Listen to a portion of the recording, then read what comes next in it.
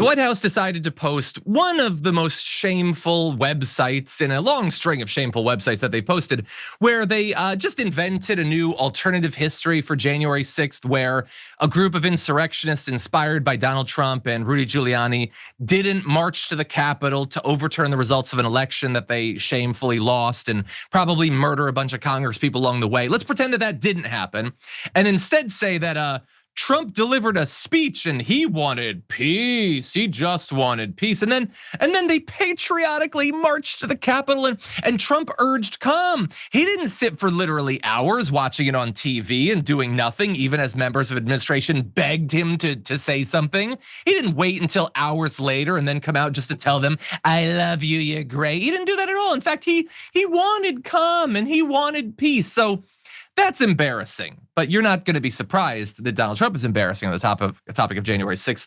What about Marco Rubio?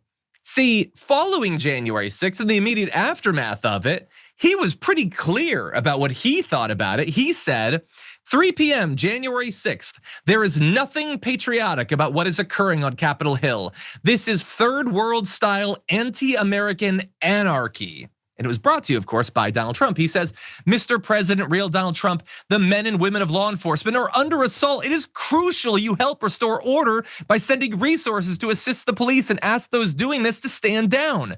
Except he waited and waited and waited and waited to do that. Marco Rubio is begging the president to save the lives of cops who are besieged by Trump voters, and Trump didn't give a damn.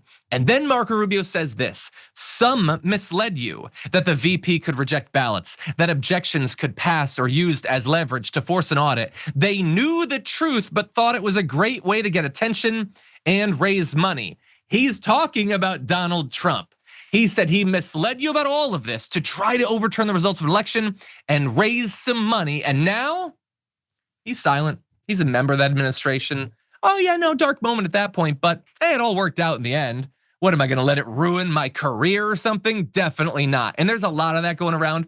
We could go through a lot of this, but I'll just briefly mention, Mehdi Hassan had a great tweet where he pointed out Scott Jennings, after the insurrection, this is January 6th, 2021, says Trump caused this insurrection and every Republican must condemn it. And of course, his job now is to go on CNN each night and defend whatever the hell it is that Donald Trump decided to do that day. And so all of a sudden, it's a thing we adjudicated. It's not a big deal. He literally called it an insurrection back in 2021. Now, again, I like being on TV. I'm not gonna ruin that opportunity. Sharon, what do you think? I think this is why in many ways Marco Rubio and the other enablers are worse than Donald Trump. Donald Trump is a madman, narcissistic, orange fool who is elected and our president. But he's so stupid, he wouldn't be able to pull off all of this madness without people like Marco Rubio, who does not have a political career anymore. He's not gonna have it. At some point, he's not gonna have it.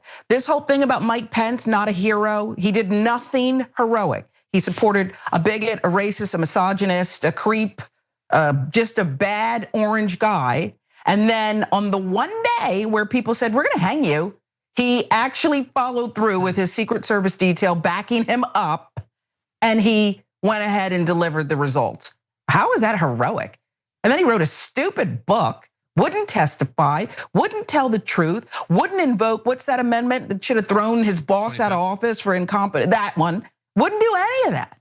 Yeah. We have such a low standard for certain guys in America, and it is so pathetic. Little Marco and the rest of them, so pathetic. Yeah, it's as bad as it is that you have all these Republicans that have never had a spine when it comes to Trump. It's almost sadder when they briefly were like, wait, I could have a spine. He just did something unacceptable, right? I could have a spine. No, I actually can't. And they only had it for a couple minutes. It's pathetic. That's Marco Rubio.